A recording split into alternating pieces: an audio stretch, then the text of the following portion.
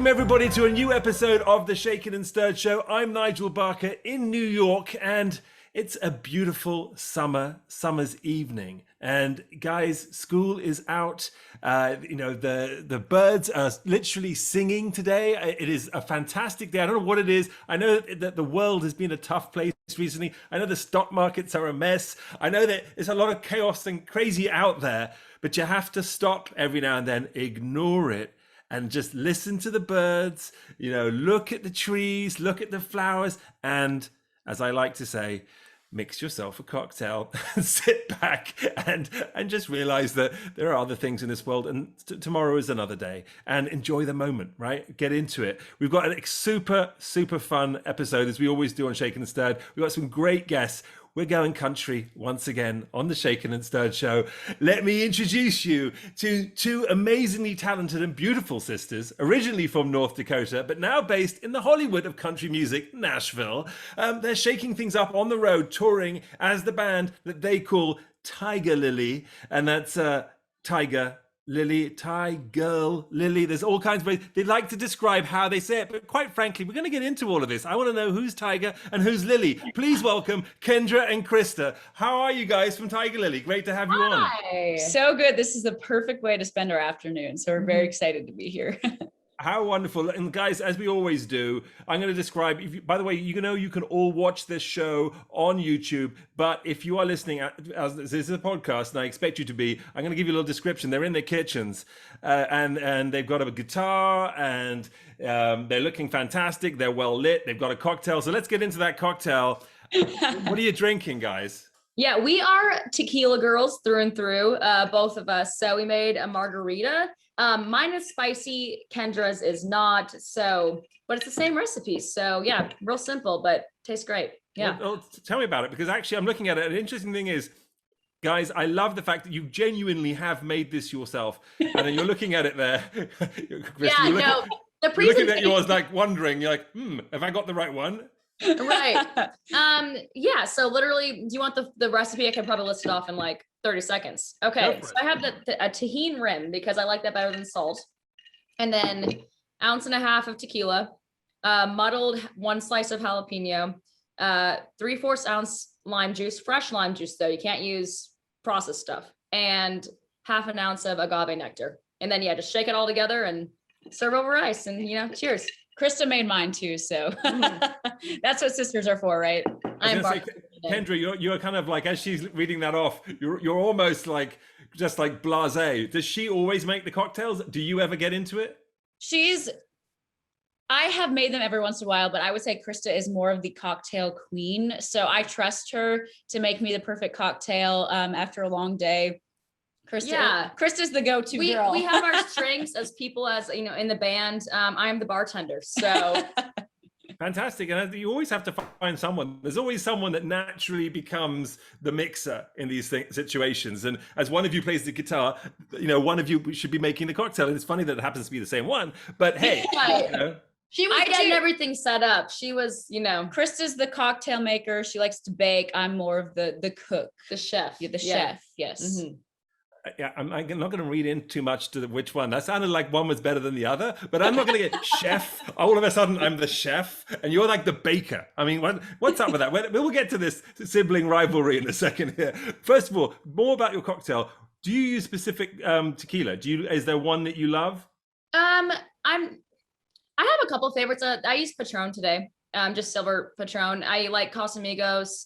I like trying new tequilas, but I'm not just loyal to one brand, I would say. No, like real cheap, terrible tequila that will give me a terrible hangover, though. Well, no, exactly. And are you a Reposado or Blanco? Or where do you go? Where do you go? I like Blanco. Usually, I stick to like all the silver Blanco tequilas. Yeah.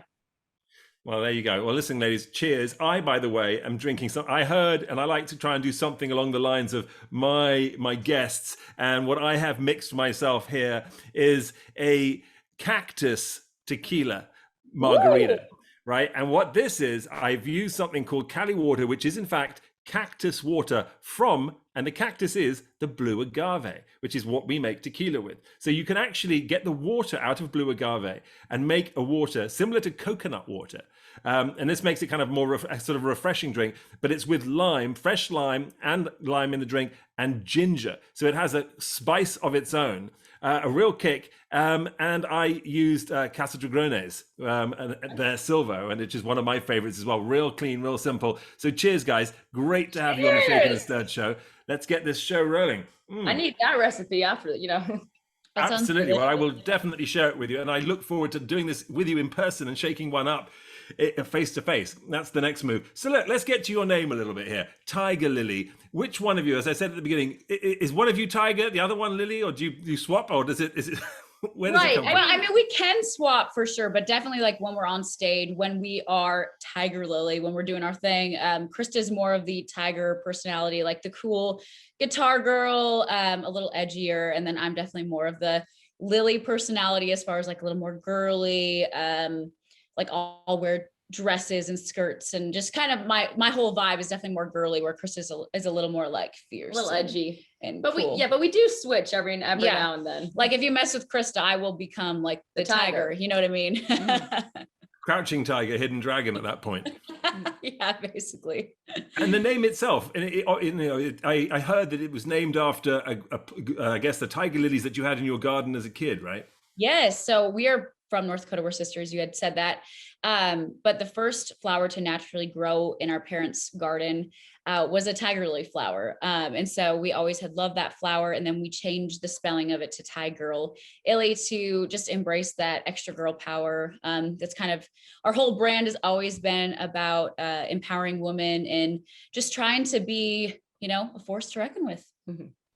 I mean, I think country music in general has a lot of empowerment for women in general, female singers out there who are extraordinary. We've had many of them on Shaken and Stirred show. In fact, we've had a lot of country singers, including Mr. Fancy, like Walker Hayes himself has been on the show, Ryan Bingham, and the list goes on and on and on. So you're in good company here, and hopefully, sort of a bit like Walker, your song is going to go gangbusters, your EP, after being on the Shaken and Stirred show, because we clearly launched his career. I mean, it was yeah, you did that for Walker Hayes, really. You were telling him the dance moves and everything to do, I'm sure, on the podcast. Trust me, he has dad dance moves. Let's just face it, guys. Everyone out there, that's TikTok doing dad dance moves. He was stuck in Applebee's until I had him.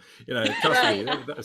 That's what I'm saying. Making milkshakes or whatever he was doing. But anyway, he's very happy now, and he's going to come back on the Shaken and Stirred show and slap me probably. But let's. I want to talk. I mentioned North Dakota off the top. It's a sort of a place that, when I think of North Dakota, I sort of think of farming and oil. I don't think of music, right? You're right. I mean, those are the main industries in North Dakota. But what a lot of people don't realize is North Dakota, in the Midwest in general, they love country music. They are country music fans. Yeah. A lot of people think of maybe the South or Tennessee when they think of country music.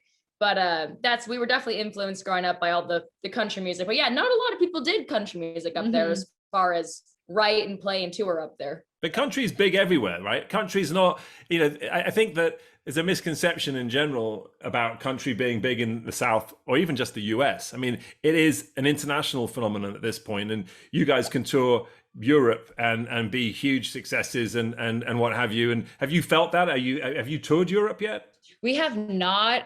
We've done quite a few interviews with people from over there. Same with Australia. When we had a song come out, I remember it went #1 in Australia. So I know we have some Australian fans, we have some UK fans, we have some Canadian fans. So those are 3 different markets that we would love to do a worldwide tour eventually and get there. I need to update my passport actually. So that's probably an important thing to do first.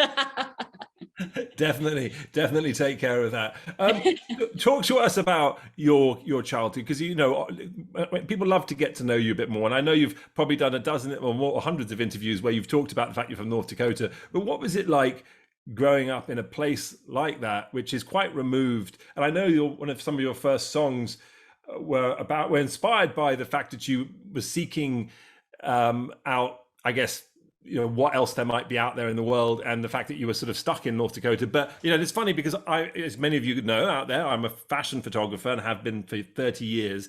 And my first assistant, he's from South Dakota, and he's told me many stories about growing up on a farm and the nearest neighbor being literally a sort of a half-hour drive away from school, right? So there was and I'm assuming there's somewhat similar sort of geography in the two states. And so what was it like for you guys? And talk to me about how you found music at that, as a kid. Yeah, I mean, our town is 2,000 people total, Wow. and we lived in town. So, and we didn't live in the country. So we always thought we were like these big city girls, like we're not country. Like, and yeah, we live in town. I don't physically live on a farm, therefore I'm not country. But then obviously when we moved to Nashville, we're like, oh no, we're pretty country. We're pretty country. But really, if you grew up in small town USA, it's pretty similar. We have another sister as well too. So it's 3 girls. Parents raised us up. Our dad's a respiratory therapist. Our mom worked at the school. Mm-hmm. So I know normal is different for everybody, but like we played sports, we went to regular high school, but we would do music on the weekends when we could and toured. Kendra always loved to sing. She grew up singing in church and local community events. And then I, being the younger sister, saw her doing all these talent shows and singing, and she looked like she was having a lot of fun. And I said, well, I mean, I should try that. I mean, I don't want to be left out. So I started kind of doing some of that stuff, but I really enjoyed playing guitar and doing harmony and more accompanying her versus like being front and center. I didn't really enjoy that as much. But then we started writing songs together. And at that point we said, like, how do we get all of these songs out to people being in North Dakota? So we started uploading a ton of YouTube videos and started making trips back and forth to Nashville. I know I'm talking a little bit more about our music journey, but North Dakota was super supportive of us because not a lot of people get up and go do the thing. Yeah. Right. So we actually released a song that's nowhere to be found anymore, but it was a song called North Dakota, and it kind of went viral within the state.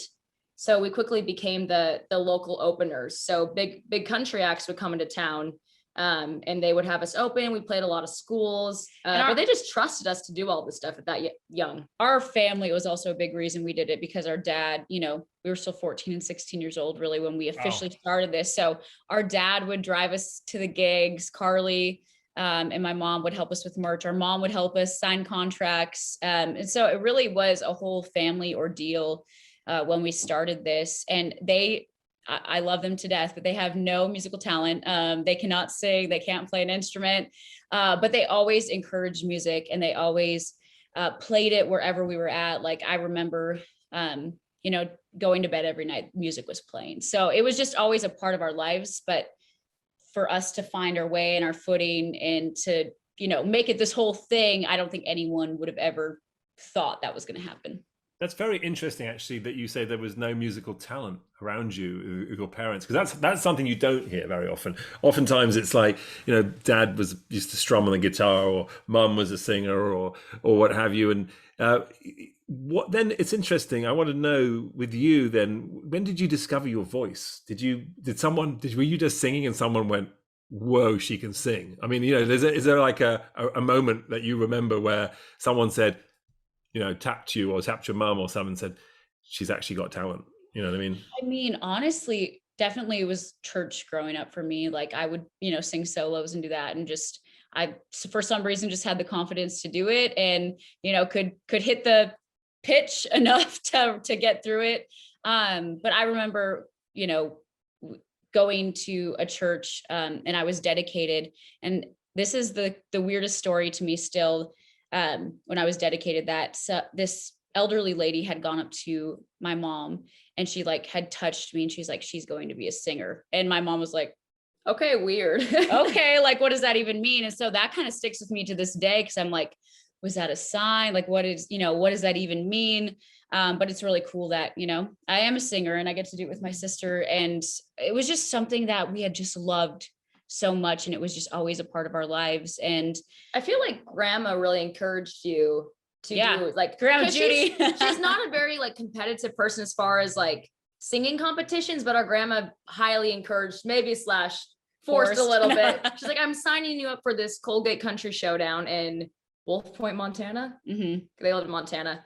But Kendra had really never been, besides like church, like on stage in front of that many people. But as soon as she did it, she ended up winning it too, which gave her confidence. Right. But you were 13. Yeah, I was 13, and I was like, oh, maybe I'm good at this. She liked thing. it. Yeah, she really enjoyed it. I've always loved being on stage in front of people. That is where I like my confidence shines. I feel at my best. And so I think whenever I was put, some people like hate that and crumble and hate that feeling of being on stage, but that's where I feel like I thrive my best. I love the attention a little bit, not gonna lie. Like it's you just have to a little bit. Yeah, it's just a really fun place for me to be, because you can kind of really enter into your like coolest, most fun, confident self. And I will say, as far as people too, our band instructor, because we graduated, like my graduating class is 36 kids. So you have like one choir and one band in high school, like it's all collective.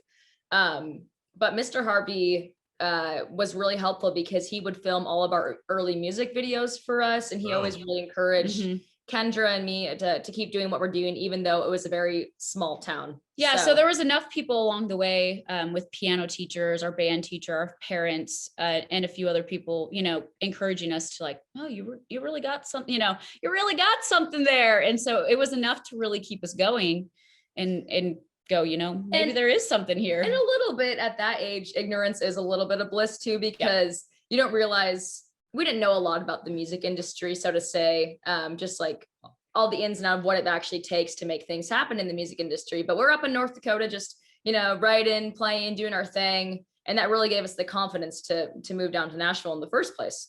No, for sure. You mentioned loving being on stage, and it's an interesting thing because obviously a high proportion of my guests spend a lot of time in front of the camera, on stages, and in front of people, and it's a very mixed, sort of series of reasons as to why they like being up there or what it does for them. And I've had everything from sort of big boxers and athletes too, as they step onto the field or to the court, and there's the audience that's there. It's a similar kind of vibe. And I'm curious, like, how do you prepare yourself when you've got a big concert and you're going to go and there's going to be X thousands of people in front of you, or even if it's a small group?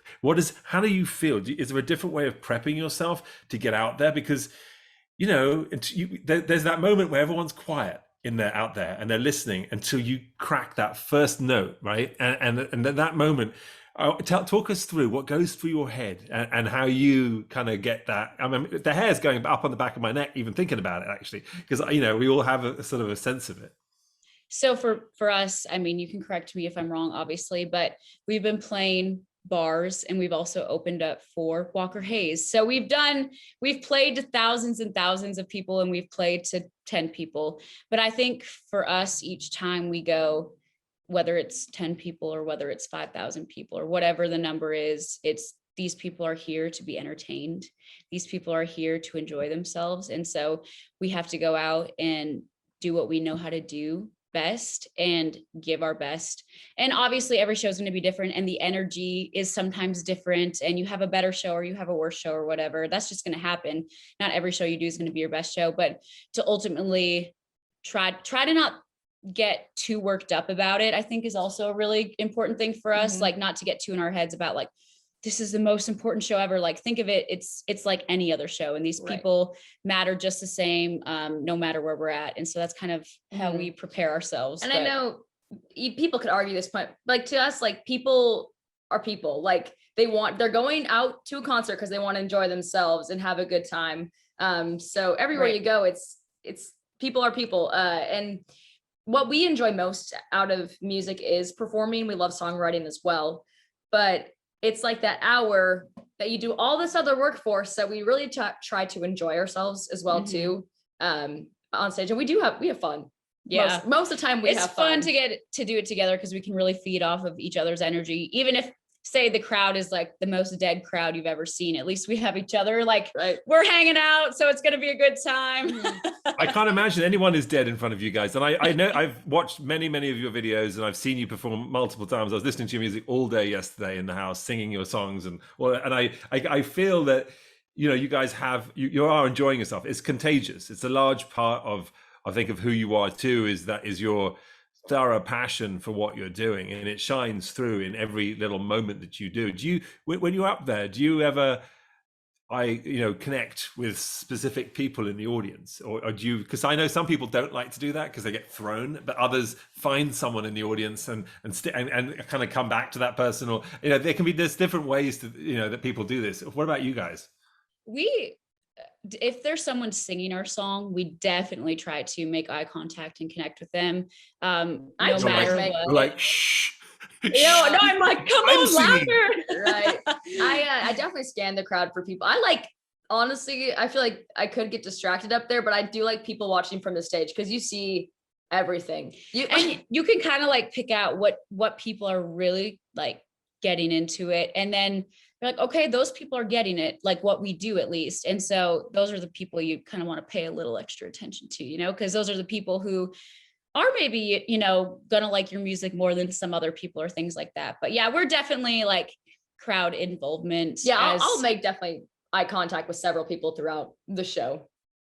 And is it, and I guess your audience, is it majority female, male, good mix? How do you find it, or does it depend on the venue and where? It really depends on the venue, but I would say like on Instagram or TikTok or things like that, we have a much heavier female demographic overall, like 70 to 80%, I think, are women. We love our males, we love anyone is welcome at our shows, but definitely when we're even writing music or when we're performing, it's like for the girls, baby, we're just that girl group energy. Yes. Just that female energy. And, but honestly, everyone's welcome. So yeah. You're sitting in the kitchen right now, and you have these kitchen covers that you've talked about in previous interviews and what have you, which is where you do a cover of a song, and you recorded it, I guess, for YouTube or for TikTok or for whatever it was, and you did it in your kitchen. Talk to us a little bit about this, your sort of how the social media has played such a massive part in your success, and why the kitchen and everything else. Well, it's so funny because you think you have to be so cool as an artist and you need to, go out and spend thousands of dollars doing videos and things like that, when you could just sit in your kitchen and get as many views on things, just not having to spend any money and being yourself. Yeah. Too. But we started doing we called them kitchen covers way back when we were really young. And they generated a lot of views on our channel. And then when the pandemic hit, we had kind of stopped doing it for a while, but then when the pandemic hit, we weren't playing live. So we got so bored. We were like, let's bring it back, and started uploading them to TikTok this time. Those started generating a lot of views for us. And you're being very modest here, by the way. So guys, everyone out there, there's a lot of views, right? They've got over 500,000, 535,000 and counting followers on TikTok, with over 4.3 million likes. Okay. So, and they're also got Twitter and Instagram, and there's multiple ways to follow Tigirlily. But so you're being modest when you say it's like a few. It's not a few, it's a lot. It's a serious number. I mean, it's kind of major. Well, yeah, it's really fun for us because it's just what we do, sing together with the guitar at the root of it all. That's who we are. And so to be able to just sit back and honestly just enjoy playing music, and for other people to respond to that from our kitchen or wherever we're at, is just a really cool thing for us. It's, you're not putting bells and whistles on it. It's just honest who we are. There's no auto tune. There's nothing. It's just as raw basically as it gets. Mm-hmm. Do you have a favorite kitchen cover or one that you remember that you launched this whole kitchen cover series with? Well, I feel like one of our first ones to take off on YouTube, which I don't even know if it's up anymore, because these were like North Dakota phase. We covered Home by Philip Phillips, and it was like kind of during one of the Olympics, and then Wagon Wheel by Old Crow Medicine Show, Darius Rucker. Those two really popped off. And then TikTok, though, Can't Help Falling in Love by Elvis Presley was one of our first. It's like one of our most viewed videos. It has millions of views on it, 2 or 3 million. Yep. But it was so interesting to see what people responded to. Well, a favorite though, I mean, Landslide. We did a cover of, did we do the Lizzo song? Oh yeah, Remember that Juice. Juice, and it got like 600,000 views, which is This amazing. was still when like TikTok was pretty new too, Yep. so it was cool to like take what we've been doing for a good 7 years already, 8 years, and then just for new people to discover it with not really change. It was all the songs, which is a little different of a tangent, but we played downtown Nashville for like a couple of years and would play 3 to 4 times a week, 4-hour cover shows downtown Nashville. So it was all those songs that we had learned. So it's like, oh, it comes in handy, and people still respond to them on the interwebs or whatever. And not just country music either. All Yeah, we do kinds all of kinds of music. music. Right. No, clearly. I mean, you just mentioned a couple of artists there anyway that also kind of cross over into different areas. Now you've got your guitar on your knee right now. Yeah. I mean, and you're in your kitchen. And you're in your kitchen. I mean, I can't help but feel some kind of kitchen cover moment kind of thing coming on right now. Do we have a few bars of one of these great songs, or something that you know? Right. You want a little like a Bleeding Lover too? Oh yeah. So we cover love. Oh, go ahead. Bleeding Love by Leona Lewis, but we do a more country version of it. Love it. And we've been playing it probably for a year now at our shows, and the crowd just loves it. But it's so fun, whether it's acoustic or whether it's full band. But we could do a verse, chorus, or verse like, chorus. I'm like, I don't care what they say. Okay. I'm like 1, 2, 3. I don't care what they say. I'm in love with you. They try to pull me away, but they don't know the truth. My heart's crippled by the vein that I keep on closing. Ooh, you cut me open and I keep bleeding. I keep bleeding, love. I keep bleeding. I keep bleeding, love. I keep bleeding. I keep bleeding, love. You cut me open, hey. Wow. Oh my goodness me. My goodness me. I'm so just not prepared at all. Like, not just sitting here Clearly. with my guitar. No. Clearly not prepared at all, but my God, are you comfortable in that kitchen of yours, is what I can say. I mean, I've had people on this show drop me, and I've caught them off guard sometimes. I mean, Ryan Bingham was there, and he was on the set, you know, and he of his show, and he played me a bit of his song, but it's hard because there's the wind blowing, and you know, but you found this perfect spot in your kitchen. Magic place. There's no wind. The It's like a occasional, bathroom. right? It is. It has good acoustics. You will get the occasional dog bark, but she's upstairs sleeping somewhere, so I don't think that's going to happen today. But There's coffee whenever you need it. It's perfect. It's great. Yep.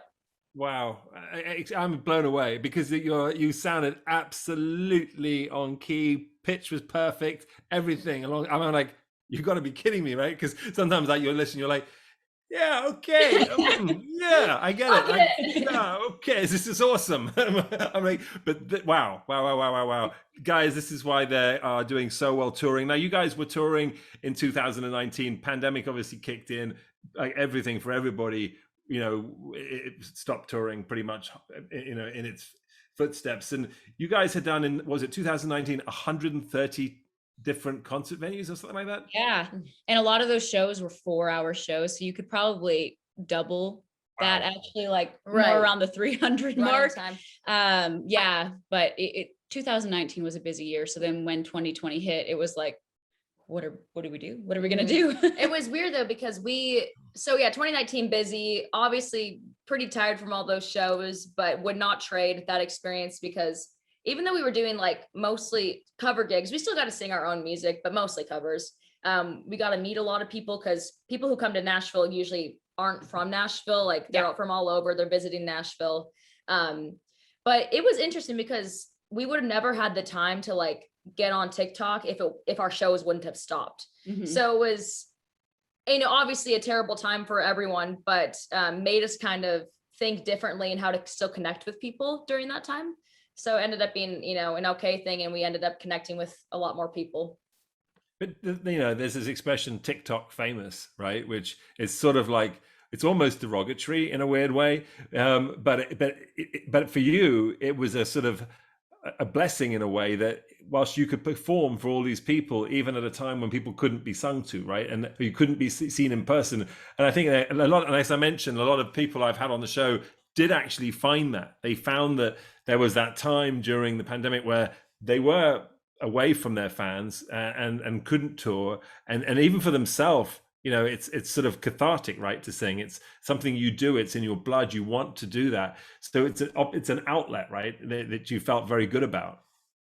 Yeah, I mean, I think, you know, there was a time when we all thought this was only going to last 2 weeks or whatever. And so we were like, oh, well, you know, vacay for 2 weeks. Okay. You know, we'll just stay in our house. And then when it became longer than that, we can't go too long without doing something. And so Krista really was the one who, she was like, I'm going to start doing dances on TikTok because I'm just bored out of my mind. Yeah, I didn't even use it for music right away. I was just like, I just did random talking videos. And I mean, I think I'm really funny. So like humorous videos and dancing videos, but one of my videos went viral, and I told Kendra, I was like, hey, if I can go viral doing something I really don't care about, we should try to do music on here and see how that does. And it really, like, yes, it was cool to connect with people, but it really kept us going as well. Yeah. Because it was definitely a rough time in our musical career when all our shows, it's really, you know, shows is how we make most of our income.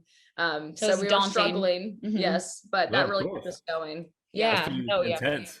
It's intense. I was going to say, funnily enough, on TikTok, I had not got a TikTok account. I do now, but from the pandemic, again, not knowing, having, you know, lots of free time. And my daughter, who's 13, was like, Dad, you need to have a TikTok account. And she's doing all these dances. And she literally did a makeover. She said, do you mind if I do a makeover on you? And I'm like, okay, what do I do? She goes, just sit there and I'm going to do your makeup. And we're going to film the whole thing. And then at the very end, she's got really long hair. She flicked her hair onto my head and then pulled it off. And she cut it together in this sort of clip. Anyway, it was like the first thing that went up, and it got 700,000 views in like 2 hours. And it was like, and I'm like, what is even happening here? It's like, and I'm like, now I'm embarrassed. I thought no one would see this.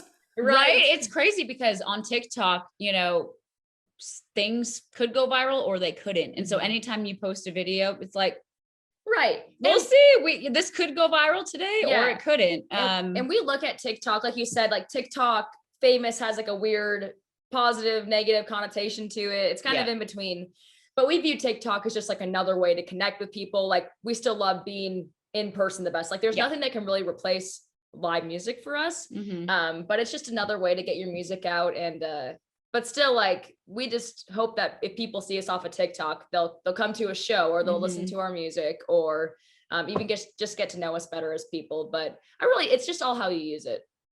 Do you have because I think a lot of people are fascinated with it and it is a huge tool. Are there things that you've developed that you're like, or do you know, because you just mentioned that you're not sure whether it could go viral or not, right? But are there times when you're like, this is a good one? And I say that because, for example, I'm a photographer, right? So taking pictures and shooting content is what I've done for a living for years. And I know that if I post, for example, a cover that I've shot for a magazine or a beautiful spread of some stunning picture, and it's like a great picture that's been selected to be a campaign or something, and it probably won't perform very well.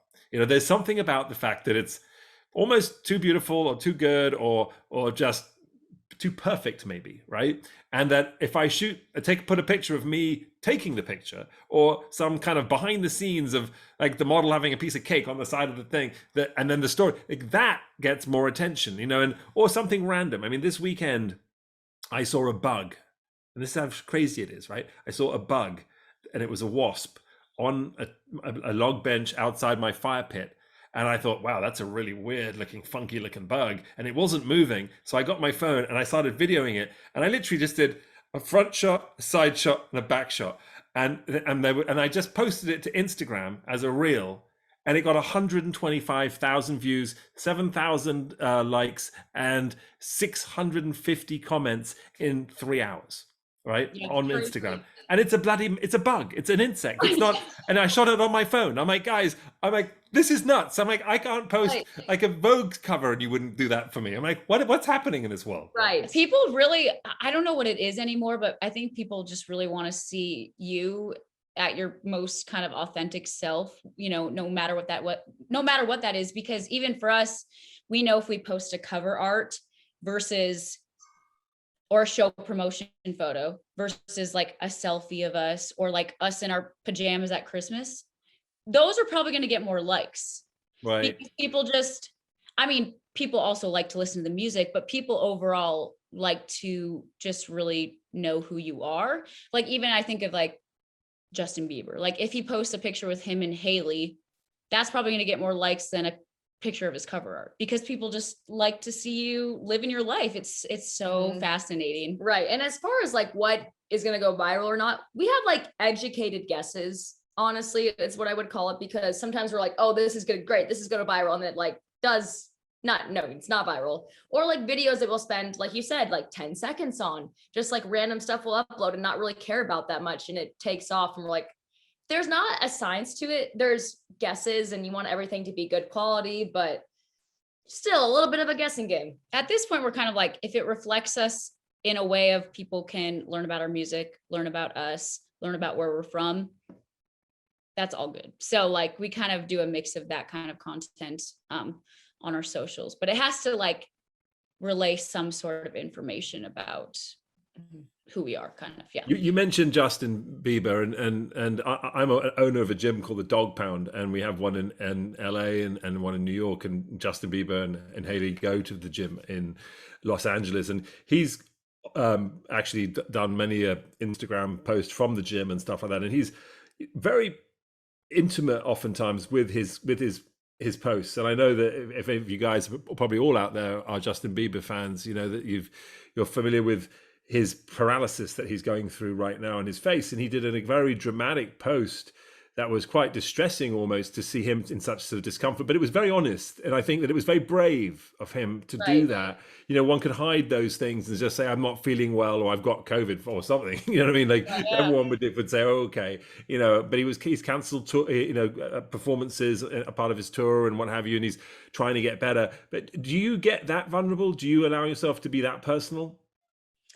We try. It is scary. It would depend on the situation. Like for him, I feel like people were calling him out that he was lying or whatever. And so he probably just felt like he had to do that video which is awful, to prove to people that no, like this is actually happening, which is terrible that he even felt, the need to have to do that, because he can share what he wants. But we try to be as honest, as real as possible.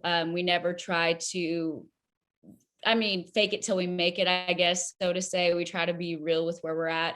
We're driving this mini white van next to the buses at festivals. Like we're up and comers right now. So we aren't Carrie Underwood. We're not Miranda Lambert. So I think people just really enjoy like you taking them on the journey of maybe we'll get to the fancy buses, here in a few years, but you're seeing us at the van level now. Right. You know what I mean? It'd be weird for us. And even like, yes, we have like hair and makeup done right now. There's definitely days where we don't feel like being in front of the camera, but there's also like photos we've taken or videos where we aren't like all glam, like hair and makeup. Cause I'm like, you have two choices. It's like, you can just be comfortable with yourself, or else you like always have to keep that up. And I'm like, I'm too lazy for that. And B, it's just like people don't really care as much. And I know you're a photographer, but like, if you're comfortable with yourself and you're confident, people will see that more than like the effort or the makeup or the hair. It's about confidence mostly. Ladies, I didn't even know you were wearing makeup right now. Oh, thank you. Right? The natural. That's how it's supposed to be. Just the natural beauty. Yes. I woke up like this. So let's talk about hair and makeup for a moment. We got into that for a second here. It's a big part of the whole performance, the glam. Who and where and why and what are your styling inspirations? Is it per show? Is it per album? Is it per song? Or is it just how you feel? Take us there. Give us a little bit about your journey into hair and makeup and your beauty. For sure. Like during the summer, during shows, it's per show, but we always kind of have like an overall consistent style. Krista definitely wears more shorts, ripped jeans, crop tops, definitely a little more tomboy, edgy, but still cute. I would say, you'll wear your hair up or in like little Right. Pigtails, whatever you want to call them. And I have kind of just like this bob haircut has become my staple hair, and I love hair and makeup, honestly.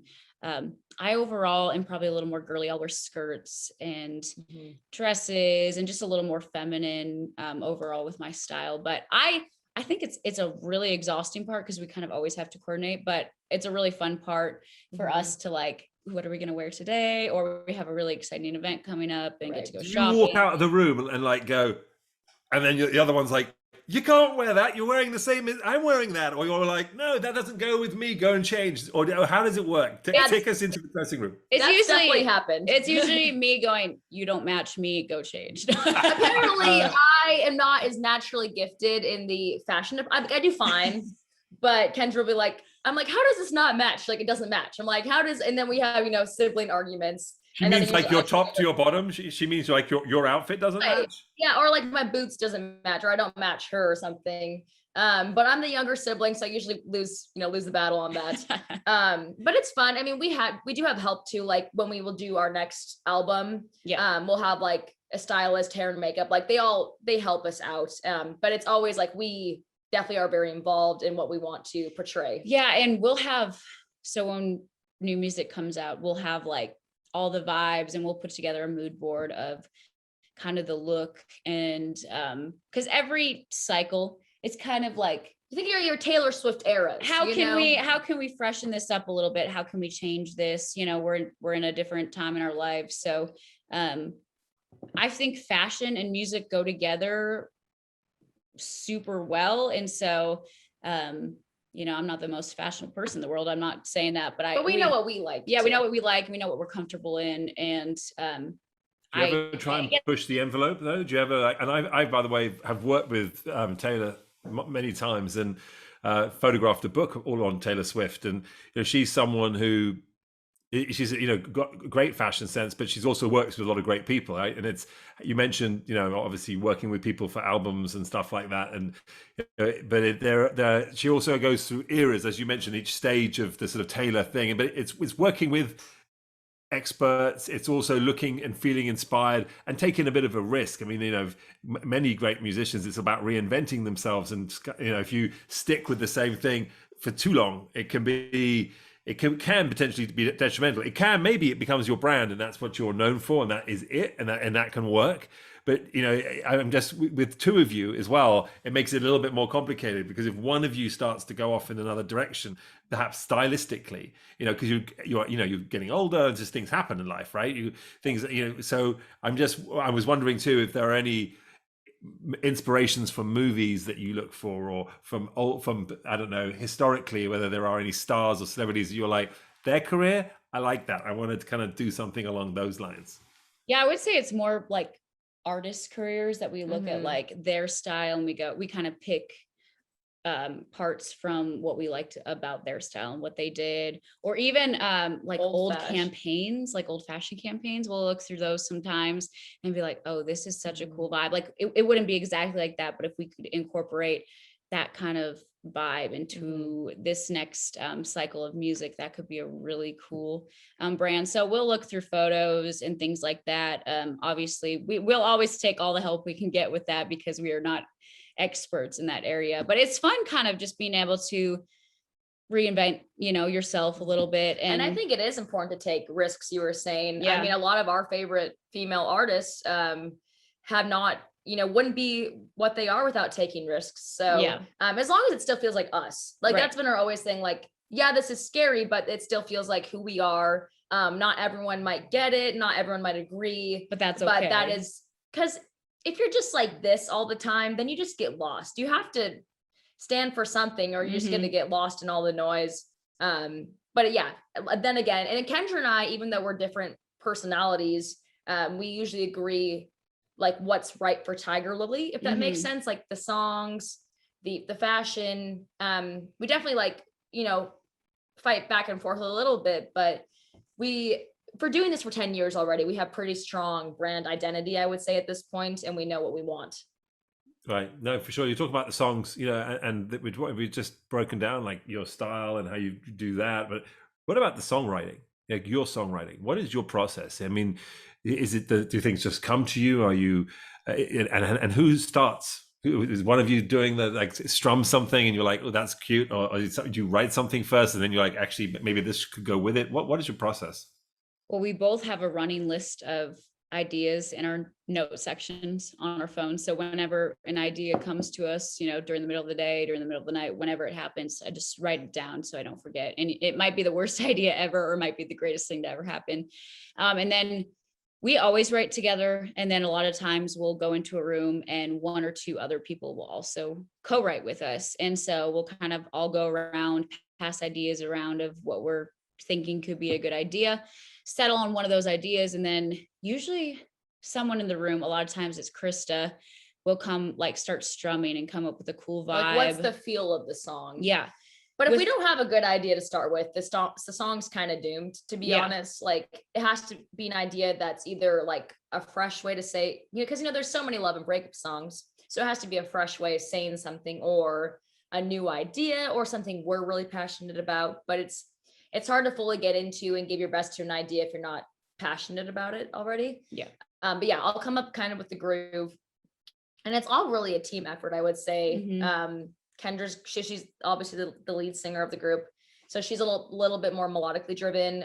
If it's not something she would sing or likes to sing, she's not going to sing it. So she kind of has to be good with all the melodies.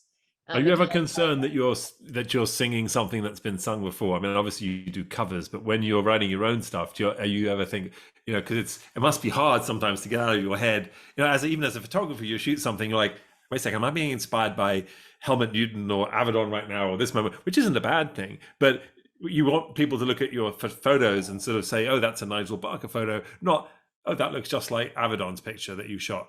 So similarly, I would imagine with music too, you're striving for your own identity, but in country, when you're talking about some of the big, sort of biggest stars out there, their music is so powerful. When you do a lot of covers, do you find yourself getting perhaps influenced, which is not a bad thing, but how do you put your own signature on it?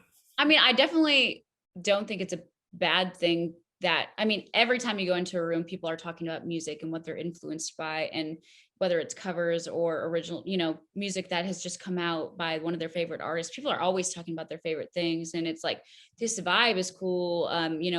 What if we use this kind of vibe? So people do that in writing rooms all the time. But then, yes, when you get done with the song and you're like, does this sound too much like something else? That's when you kind of get into your headspace of there's always a slight fear in the back of your head, like, is this like, something else? I love this. Like, I absolutely love this song. And it's almost like, is it because it's something else? And but you have to trust that we know like what is Tigirlily, what is not Tigirlily. We really try to pave our own way as well, like musically. We really try to set the bar high. And even with our next music, I feel like our last EP was a good introduction to who we are. Yep. But we're just trying to be bolder with everything. So yeah, that is taking risks musically, and really trying to be as original as possible.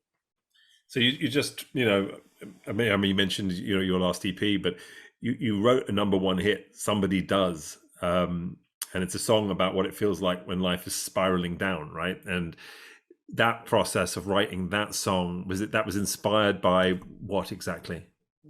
I mean, we had been writing for that project, so that EP, and we had a few writes left before we were going in to record.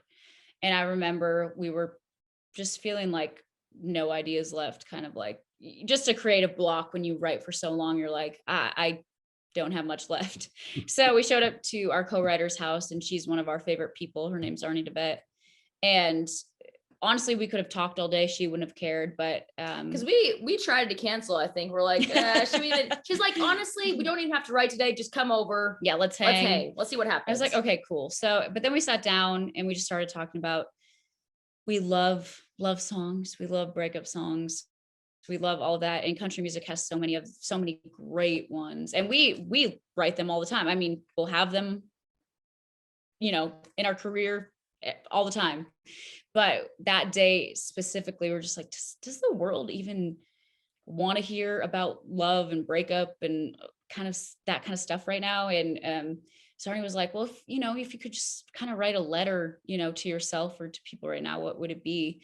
And kind of that's how the idea sparked. I think, I don't remember if it was you who said, you know, I don't know who needs to hear this, but you should know you're somebody's reason for getting out of bed in the morning. I was like, that's great. I love that so much. And it was honestly just kind of, for us, just a therapeutic write, and not every write is therapeutic. And so it was nice to have one of those. And it was also one of those songs that we didn't, sometimes you're super particular, like everything has to be perfect about this song, or like overthinking it. This one was like, it was kind of, and I shouldn't say easy to write, but we were just being honest, not just being super critical of it. Like, what would you just say to someone? Right. Very conversational. Just an open letter. Right. Yeah. It doesn't have to be the most complicated or hard to understand or super poetic song, but just very honest.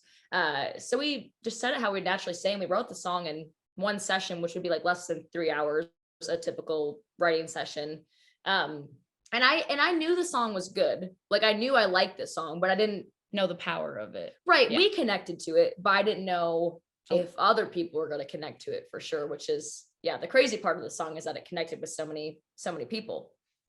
Yeah, no, I mean, it's a good song. It's a great song. It's a powerful song. And I think, you talked about authenticity. You mentioned it multiple times in this interview. And, I felt like that's something which clearly that song has in abundance, right? And it's just comes from the heart. It's something which people can identify with, and it's not pretentious, really, I think is the thing. It's just, it's for, you mentioned breakup songs and sort of those sorts of things. I mean, Kendra, you're married, aren't you?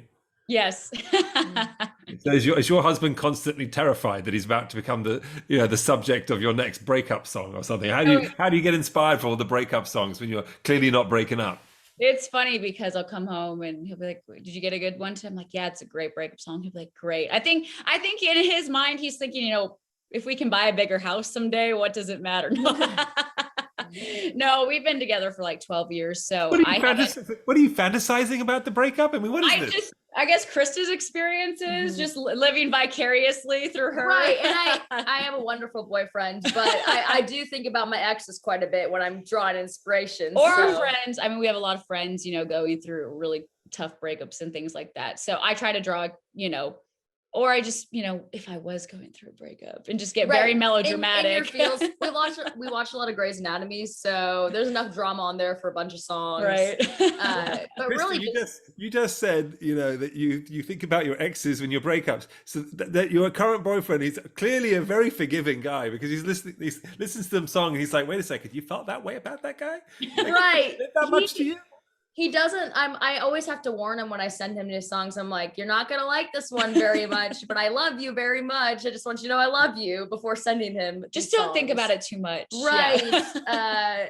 But then again, too, it's like, if he messes with me, it's like, he knows what he's going to get. So yeah. No, I mean, trust me, I think anybody who dates a musician is pretty much, fodder for their next song. I mean, one way or the other. I mean, it's sort of like, that's just par for the course. I mean, you're going to be, maybe that's what you want. You want to become famous because you went out with this person and you're going to be in their next breakup song. I mean, Shawn Mendes has made a complete career out of doing that. So it's, Right. Yeah. And, but now I do, I didn't enjoy writing love songs as much before I started dating my boyfriend.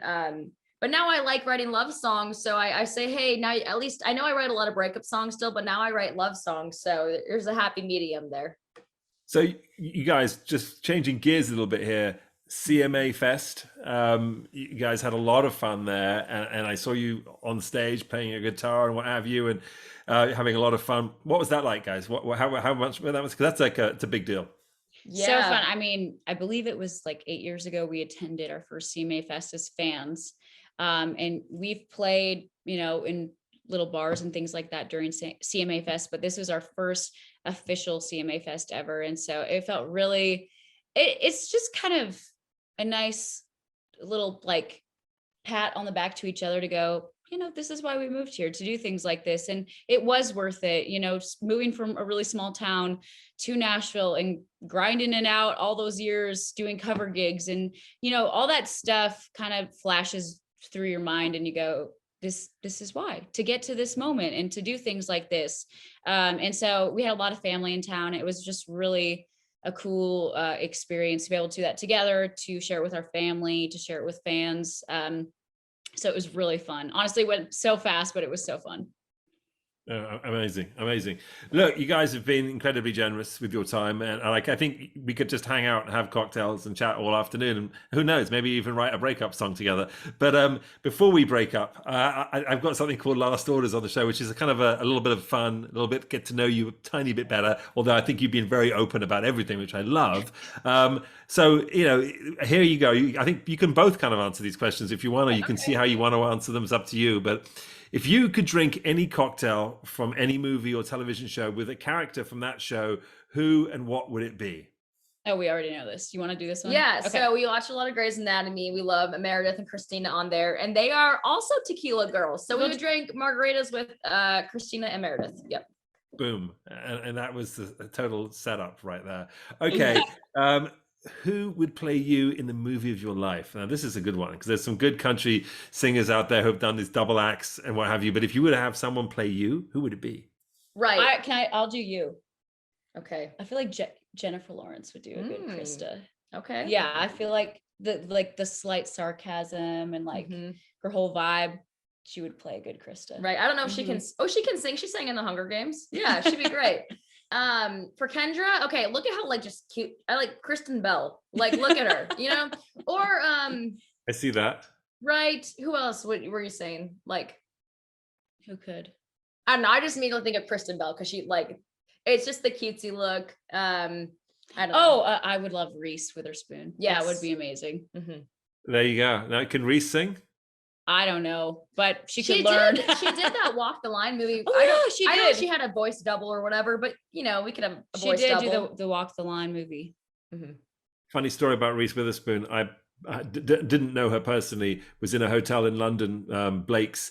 I walked in. She was sitting outside in the garden. She saw me. She jumped up and went, "Oh my God, how are you?" And came running over and gave me a big hug. And I was like, "Hey, oh my God!" And I was with a friend of mine, and I was like. And she was like, "Oh my God, it's Reese Witherspoon." And I'm like, "I know." And then suddenly Reese's face kind of went like crazy looking, and her eye went up. And I was like, and she's like, "I don't know you, do I?" And I'm like, "You don't know me, really?" I said, "But you," and she's like, "Oh my God, you're from that show, America's Next Top Model, aren't you?" And she had basically recognized me from the show I was on and had forgotten, not realized that she didn't actually know me. And I'd never happened to me before, but I had basically a proper celebrity do something that a fan might do, which is think they know you and come running up. And it was one of the best moments ever, and I've never forgotten it. But then we sat there and chatted, and she was the sweetest person ever, and we became friends as a result of it. So there. Yeah, I've never met her, but she seems like the sweetest. I also have to mention America's Next Top Model was like the show we watched. We watched a lot of America's Next Top Model. She asked us to do this podcast. We're like, the actual Nigel Barker? Okay, that's cool. That's awesome. You're gonna have to do a walk for me later. But before we get to, I want to know fantasy dinner party. 3 guests, dead or alive. Who would they be and why? Probably Dolly, obviously, because who would not want Dolly Parton at your dinner party? She'd just be a ray of sunshine and really funny. Honestly, Taylor, like we really admire her career and everything she's done. And I'd just love to pick her brain. I think she's an absolute boss and just killer. So probably Taylor. Who else? Taylor. I love Jimmy Fallon. I know it's random to throw in there, but like I feel like he'd be fun. I feel like Reba at a dinner party would be amazing. Right. You guys have a total girl fest. I love this. Reba, Dolly, Taylor, and maybe Jimmy Fallon. And Jimmy can come whenever. Yeah. He's going to be modifying the event. That's what I think is going to be happening. That is brilliant. Now, my next question is go-to drinking song, but something tells me, and I've heard that you have a drinking song. Do you not? Is it lined up? Is it coming up? What is it? It's called Shoot Tequila. It's not out yet, but we've been playing it at every show basically for the last few months, and fans are super excited about it. We're super excited about it. Like Krista said earlier, we're tequila girls, so Shoot Tequila is the perfect, if we're going to have a drinking song, it's going to be Shoot Tequila. Right, and it kind of describes a little bit of the love and hate relationship with tequila too. You don't always love her. We don't have a release date, but I'm pretty confident in saying the song will be coming out this year sometime. So just look for that. Yeah.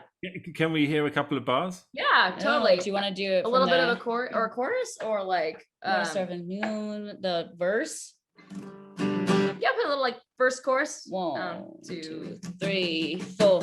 You've always been a whole lot of trouble, but it's a kind of like getting in.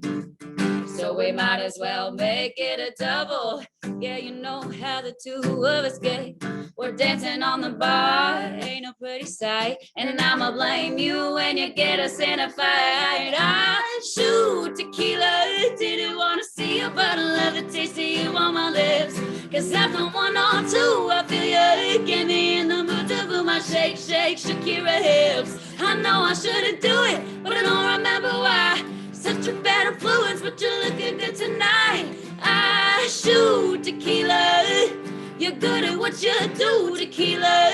And it goes like 1 tequila, 2 tequila, 3 tequila more. If I had a little sense, I would have stopped at 4. Instead of cursing your name on the bathroom floor. Swear to God, I won't drink tequila no more. Oh my goodness, we've got a new song for the Shaken and Stirred show, people. That's my new favorite song now for going to drinking. That's fantastic. My God, what a great song. That's hey, if I'm going to predict it right now, it's going to be another #1 hit for you guys. That's I hope phenomenal. so. And then we'll celebrate with tequila. Yeah, we'll call you after. Yes. Absolutely. Walker Hayes better watch out. That's a great song. That is fantastic. Okay, final one here. Shaken or stirred, ladies? Shaken. Yep. You're both shakers. There you go. Not surprised. Shake her up. Right, mix it all up. Everybody, thank you so much. Tigirlily, check them out. Where can they next see you perform? What's your tour date? Like? Man, we're all over the place. So the best place to go would be tigirlily.com, Tigirlily with all eyes.com. And all of our tour dates are listed there. We're in Colorado, actually 2 weekends from now. We're in Texas. We're in Ohio. We're all Kentucky. over. So tigirlily.com to see all those dates, and then new music coming soon. And we have social media under everything, TikTok, Facebook, Instagram, Twitter, YouTube, all under Tigirlily, Spotify, Apple Music, all the things. And guys, when this comes out, which is very soon, you can follow them along from the Shaken and Stirred handle. You'll see all the connections, and I'll put some of their tour dates in there as well. So you've got to check them out. You guys are phenomenal. I've got to say, you really are the 100% real deal. The fact that you can harmonize like that in your kitchen at a whim is just, it's mind blowing. So I've had such a good time with you. As I said, I could chat with you all afternoon. I want to shoot your next cover and I want to shoot your next album. So let's work on that. I'm so inspired by you. We're going to do something serious. I'm honored. Do you see me blushing right now? That would be We're fans of you, by the way. So yes. No, I appreciate that, but I'm such a big fan, and I'm just you. We talked authenticity. I'm so inspired. I'm already thinking about what I want to shoot and how it's going to look. Let's do some mood boards. Let's think about this. How fantastic! What a pleasure. Everybody out there, cheers to a wonderful week. Shake and stir it up, ladies. Thanks so much. Thank you. So fun.